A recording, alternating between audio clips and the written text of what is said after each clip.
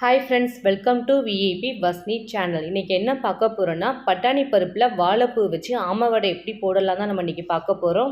Maximum எல்லாருமே கடலை பருப்பில் தான் நம்ம வடை போடுவோம். ஆனால் கொஞ்சம் வித்தியாசமாக இந்த மாதிரி பட்டாணி பருப்பில் மட்டும் போட்டு பாருங்கள். ஒரு டேஸ்ட்டு, அந்த வடையோட ருசி சூப்பராக இருக்கும். மேக்ஸிமம் மதுரையில் ஃபுல்லாகவே இந்த பட்டாணி பருப்பை யூஸ் பண்ணி தான் ஹோட்டலில் எல்லாமே வடையை போடுவாங்க. ஸோ இந்த வடையை எப்படி பண்ணலாம் அப்படின்றத வாங்க வீடியோஸ்குள்ளே போய் பார்க்கலாம். கண்டிப்பாக வீடியோஸை ஸ்கிப் பண்ணாமல் பாருங்கள். ஃபஸ்ட் டைம் சேனலில் பார்க்குறவங்களா இருந்தீங்கன்னா சப்ஸ்கிரைப் பட்டனை கொஞ்சம் கிளிக் பண்ணிக்கோங்க. பக்கத்தில் இருக்கிற பெல் ஐக்கானை கிளிக் பண்ணும்போது ஆல்ன்ற ஆப்ஷன் கொடுத்தீங்கன்னா நான் போடுற வீடியோஸ் எல்லாமே உங்களுக்கு ஆன் த ஸ்பாட்டில் சேரும். வாங்க வீடியோஸ்குள்ளே போகலாம். இதுதான் பட்டாணி பருப்பு. இந்த பட்டாணி பருப்பு கடலைப்பருப்பு கொஞ்சம் கிட்டத்தட்ட ஒன்றாவே இருக்கும். பட்டாணி பருப்புனா இது என்னன்னு நீங்கள் நிறைய பேருக்கு தெரியவே தெரியாது. இது எப்படி வருதுன்னா, பச்சை கலர் பட்டாணி இருக்குது பாருங்கள், அதை ரெண்டாக உடச்சி அந்த தோலை ஃபுல்லாக க்ளீன் பண்ணி வர்றது தான் பட்டாணி பருப்பு. ஆனால் இந்த பட்டாணி பருப்பில் ஊற வச்சு நீங்கள் வடை சுடும்போது அதோட டேஸ்ட்டும் அது ருசியும் சொல்லவே முடியாது. அந்தளவுக்கு டேஸ்ட்டாக இருக்கும். வடை போட தெரியாதவங்களுக்கு கூட இந்த வடை சுட்டு பாருங்கள், கண்டிப்பாக டேஸ்ட்டு மறக்கவே மாட்டீங்க. செம்ம டேஸ்ட்டாக இருக்கும். ஒன்ஸ் நீங்கள் ட்ரை பண்ணி பாருங்கள், நீங்கள் மறக்கவே மாட்டீங்க. இந்த பட்டாணி பருப்பு மட்டும் ஊறுறதுக்கு கொஞ்சம் லேட் ஆகும். மினிமம் ஒரு 3 ஹவர்ஸாவது எடுத்துக்கும். ஃபஸ்ட் நம்ம அந்த பட்டாணி பருப்பை ஃபுல்லாக தண்ணி ஊற்றி நல்லா ஊற வச்சுக்கலாம். இந்த பருப்பு நல்லா ஊறட்டும். அதுக்குள்ளே நம்ம வாழைப்பூ வச்சு தான் இன்றைக்கி வடை போட போகிறோம். அந்த வாழைப்பூவை ஃபுல்லாக க்ளீன் பண்ணி நம்ம எடுத்துக்கலாம். நான் இன்றைக்கி இந்த ஒரு வாழைப்பூ எடுத்திருக்கேன். இந்த ஒரு வாழைப்பூவை நான் ஃபுல்லாக போட மாட்டேன். இல்லை தேவையான அளவு தான் நான் யூஸ் பண்ணிக்க போகிறேன். ஃபஸ்ட் நம்ம வாழைப்பூ எல்லாத்தையும் நம்ம பிரித்து எடுத்துக்கலாம். இந்த வாழைப்பூ க்ளீன் பண்ணுறது தான் இருக்கிறதுலே ரொம்ப ரொம்ப பெரிய கஷ்டமே. டேஸ்ட்டாக ஒரு விஷயம் சாப்பிட்ணுன்னு நினச்சா கண்டிப்பாக நமக்கு அந்த கஷ்டமும் நமக்கு தெரியாமல் போயிடும். ஸோ ஃபஸ்ட் நம்ம அந்த வாழைப்பூ ஃபுல்லாக பிச்சு எடுத்துக்கலாம். உள்ளே இருக்க அந்த நரம்பையும் அந்த கீழே இருக்குது பாருங்கள், ஒரு தோல் மாதிரி, அதையும் பிச்சு எடுத்துக்கலாம். இது ரெண்டையுமே போட்டால் வேகவே வேகாது.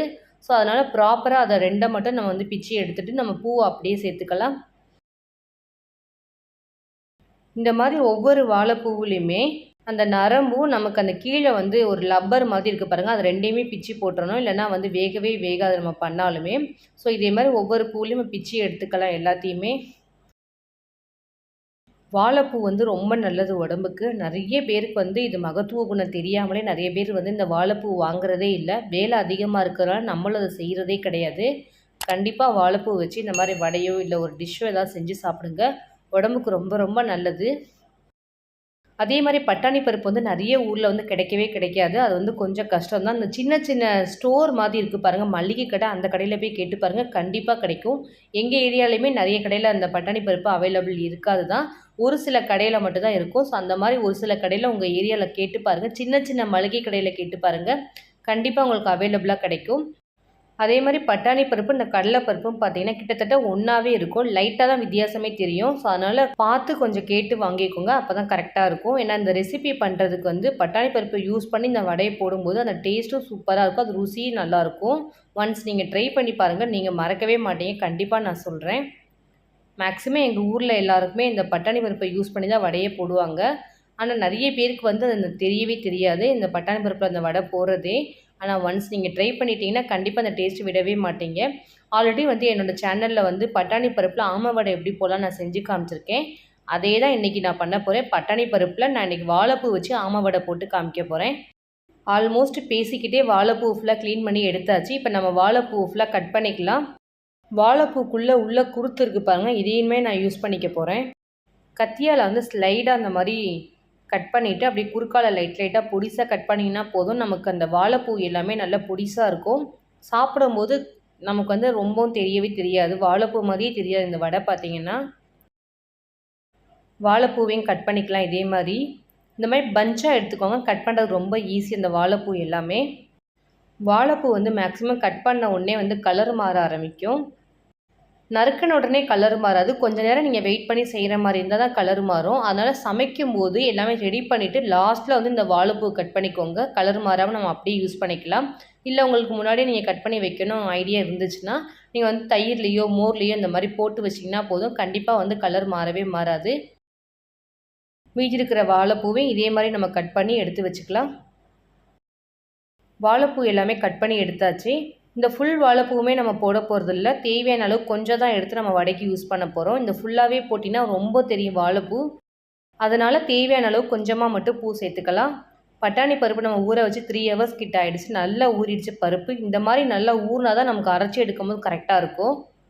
ஸோ பருப்பை 2-3 தண்ணி ஊற்றி நல்லா கழுவி எடுத்துக்கலாம்.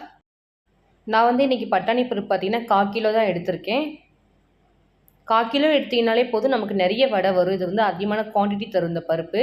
ஸோ நான் வந்து தேவையான அளவு கொஞ்சம் கைப்பிடி அளவு பருப்பு எடுத்துருக்கேன். வடை போடும்போது நான் அது மேலே ஆட் பண்ணிக்குவேன். இப்போ நம்ம எடுத்து வச்சுருக்க பட்டாணி பருப்பு எல்லாமே மிக்ஸி ஜாரில் சேர்த்து நல்லா கொரன்னு அரைச்சிக்கலாம். இந்த பருப்பு எல்லாமே மிக்சியில் போட்டு அரைக்கும் போது ரொம்ப நேரம் அரைக்கக்கூடாது. லைட்டாக போட்டுட்டு ஒரே ஒரு ஓட்டு மட்டும் ஓட்டிட்டு அப்படியே மிக்ஸியை எடுத்துருங்க. ரொம்ப நேரம் அரைச்சிட்டிங்கன்னா நமக்கு பருப்பு எல்லாமே ரொம்ப பேஸ்ட் மாதிரி ஆகிடும். வடை அந்தளவுக்கு ருசியாக இருக்காது. இந்த மாதிரி கொர இருந்தால் கரெக்டாக இருக்கும். எடுத்து வச்சுருக்க எல்லா பருப்பையும் நான் அரைச்சிட்டு வந்திருக்கேன். இப்போ நம்ம வந்து மேலாப்பில் நம்ம வந்து ஒரு கைப்பிடி அளவுக்கு எடுத்து வச்சுருந்து பாருங்கள். அந்த பருப்பு எல்லாமே சேர்த்துக்கலாம். கருவேப்பிலை, கொத்தமல்லி, புதினா இது எல்லாமே நல்லா பொடிசாக நறுக்கி எடுத்துருக்கேன். இது 3யுமே ஈக்குவலான லெவலில் சேர்த்துக்கோங்க. கண்டிப்பாக இந்த வடைக்கு வந்து புதினா சேருங்க. அப்போ தான் நமக்கு அந்த புதினாவோட ஃப்ளேவர் நல்லாயிருக்கும். அந்த வடையில் டேஸ்ட்டு பார்த்தீங்கன்னா, இஞ்சியை நல்லா பொடிசாக நறுக்கி எடுத்துகிட்டு அதை வந்து பூண்டு நசுக்கிற கல்லில் வந்து நல்லா நச்சு எடுத்துருக்கேன். இதை அப்படியே சேர்த்துக்கலாம். இஞ்சியை வந்து நறுக்கி போடுறத விட இந்த மாதிரி நச்சு போடுங்க, டேஸ்ட் நல்லாயிருக்கும். அதே மாதிரி பூண்டை வந்து நச்சு சேர்த்துக்கலாம். ஒரு 1/2 டீஸ்பூன் கிட்ட சோம்பு சேர்த்துக்கலாம். ஒரு 1/2 டீஸ்பூன் பெருங்காயத்தூள் சேர்த்துக்கலாம். கண்டிப்பாக பெருங்காயம் போடுங்க. பருப்பு ஐட்டம் அதுவும் நம்ம ஆயிலில் போட்டு பொரிச்செடுக்கிறதுனால வாயு பிரச்சனை எல்லாமே சரியாயிடும். காரத்துக்கு ஏற்ற மாதிரி ஒரு 2 பச்சை மிளகாய் நறுக்கி எடுத்திருக்கேன், அதையும் சேர்த்துக்கலாம். ஒரே ஒரு பெரிய வெங்காயம் மட்டும் எடுத்திருக்கேன், அதையும் பொடிசாக நறுக்கி அதையும் சேர்த்துக்கலாம். தேவையான அளவுக்கு வாழைப்பூ நறுக்கி எடுத்துருந்தோம் பாருங்கள், அந்த நறுக்கின வாழைப்பூ மட்டும் சேர்த்துக்கலாம். நம்ம இன்னும் உப்பு சேர்க்கவே இல்லை. லாஸ்ட்டில் நம்ம வந்து உப்பு சேர்த்து நம்ம மிக்ஸ் பண்ண ஸ்டார்ட் பண்ணிடலாம். இது எல்லாமே கையில் மிக்ஸ் பண்ணணும். எனக்கு வந்து பாத்திரம் வந்து கொஞ்சம் பத்தலை, கம்ஃபர்டபுளாக இல்லை. இதை நம்ம அப்படியே வேற ஒரு பவுலில் மாற்றிட்டு நம்ம அதில் மிக்ஸ் பண்ணிக்கலாம்.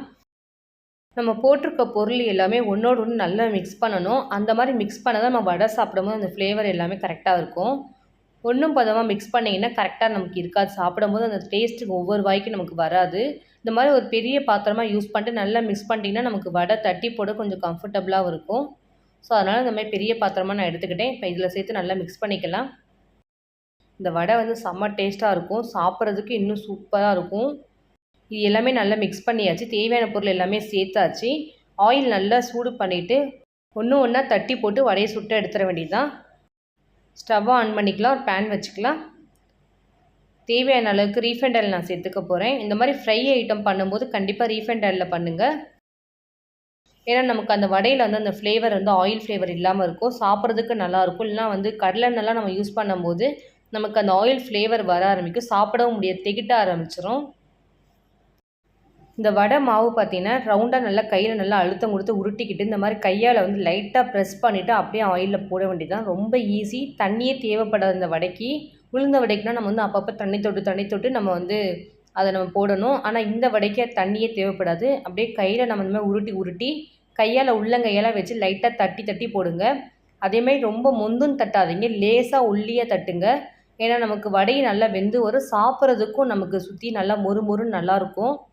மொந்துன்னு போட்டிங்கன்னா வந்து வடை எல்லாமே வந்து பருப்பு அதிகமாக இருக்க மாதிரி அந்தளவுக்கு சாப்பிட முடியாது, திகிட்ட ஆரம்பிச்சிடும். இந்த மாதிரி நல்லா சுற்றி தட்டி எடுத்திங்கன்னா நல்லா தின்னாகவும் இருந்துச்சுன்னா நமக்கு வடை சாப்பிடும்போது கடித்து சாப்பிடும்போது நல்லா கறக்கு முறுக்கு நல்லாயிருக்கும். ஸோ இந்த மாதிரி ஒல்லியாக தட்டிக்கோங்க. டேஸ்ட்டாக அப்போ தான் நல்லாயிருக்கும். ரொம்ப மொந்துன்னு தட்டாதீங்க. அந்த அளவுக்கு வந்து உள்ளே நமக்கு குக்கும் ஆகாது, ஓவராக மாவு இருக்கும். இந்தமாதிரி ஒல்லியாக தட்டினா டேஸ்ட் நல்லாயிருக்கும் சாப்பிட்றதுக்கும். நிறைய நம்ம அதிகமாகவும் சாப்பிட்லாம். ஸோ ஒன் சைட் வெந்ததுக்கப்புறம் இந்த கரண்டியால் ஃபுல்லாக திருப்பி விட்டுக்கலாம். அடுப்பை வந்து கொஞ்சம் நார்மல் ஃப்ளேமில் வச்சு இந்த வடையை வேக வைங்க. ஏன்னா ரொம்ப ஹை ஃப்ளேமில் வச்சுன்னா சுற்றி நமக்கு வந்து வெந்துடும், உள்ளே வந்து வேகாத மாதிரி இருக்கும். இந்த மாதிரி நார்மல் ஃப்ளேமில் வச்சு இந்த மாதிரி சுட்டி எடுக்கும்போது கரெக்டாக நமக்கு எல்லாமே வெந்துடும். ஒன் சைடு குக் ஆனோன்னா இன்னொரு சைடு மாற்றி இந்த மாதிரி திருப்பி விடுங்க. ஈவனாக நம்ம குக் ஆகிடும் வடை எல்லாமே. அடுப்பை ஃபுல்லாக ஸ்லோவில் வச்சுக்காதுங்க, ஏன்னா வடையில் ஃபுல்லாக எண்ணெய் குடிச்சிடும். அடுப்பை வந்து நார்மல் மோடில் வச்சுட்டு இந்த மாதிரி சுட்டு எடுத்திங்கன்னா வடை எல்லாமே நல்லா ப்ராப்பராக நல்லா வெந்து வந்துடும். ஸோ ஆல்மோஸ்ட் வடை எல்லாமே நல்லா வெந்துருச்சு. இதை அப்படியே வேறு ஒரு பிளேட்டில் ட்ரான்ஸ்ஃபர் பண்ணிடலாம். நெக்ஸ்ட்டு இருக்கிற மாவை எல்லாமே நம்ம வடையை நான் தட்டி காமிக்கிறேன் பாருங்கள். ரொம்ப ஈஸி இது பண்ணுறதுக்கு. பார்த்தீங்கன்னா இந்த மாதிரி லைட்டாக உள்ளங்கையில் வச்சு தட்டி இது மாதிரி போட்டிங்கன்னா போதும், டக்குன்னு வெந்துடும். ஒரு பக்கம் வெந்தவுடனே இன்னொரு பக்கம் திருப்பி விடுங்க. ஈவனாக 2 பக்கம் நல்லா குக் ஆகிடும். செகண்ட் ஆஃப் வடையும் ஆல்மோஸ்ட் நல்லா வெந்துருச்சு. இதை அப்படியே வேறு ஒரு பிளேட்டில் மாற்றிடலாம். வாழைப்பூவில் நான் அந்த வடை பண்ணியிருக்கிறதுனால நான் வாழைப்பூ வச்சே உங்களுக்கு நான் பிளேட்டில் சர்வ் பண்ணி காமிக்கிறேன். இன்றைக்கி என்னோடய ஸ்டைலில் உங்களுக்கு நான் எங்கள் ஊர் மதுரையில் சாப்பிட்ற மாதிரி வாழைப்பூவில் அதே மாதிரி பட்டாணி பருப்பை வச்சு வடை எப்படி போடலாம் நான் செஞ்சு காமிச்சிருக்கேன். கண்டிப்பாக நீங்கள் ட்ரை பண்ணி பார்த்து மறக்கவே மாட்டீங்க இந்த டேஸ்ட்டு. உங்கள் ஊர் சைடு இந்த மாதிரி பட்டாணி பருப்பு கிடச்சிச்சின்னா இந்த மாதிரி வாழைப்பூவில் வடை செஞ்சு பார்த்துட்டு டேஸ்ட் எப்படி இருந்துச்சு கமெண்ட் செக்ஷனில் கண்டிப்பாக சொல்லுங்கள். என்னோடய வீடியோஸ் உங்களுக்கு பிடிச்சிச்சுன்னா லைக் பண்ணுங்கள், ஷேர் பண்ணுங்கள், கமெண்ட் பண்ணுங்கள், சப்ஸ்கிரைப் பண்ணுங்கள், பக்கத்தில் இருக்கிற பெல் ஐக்கானை கிளிக் பண்ணிவிடுங்க. Thank you friends.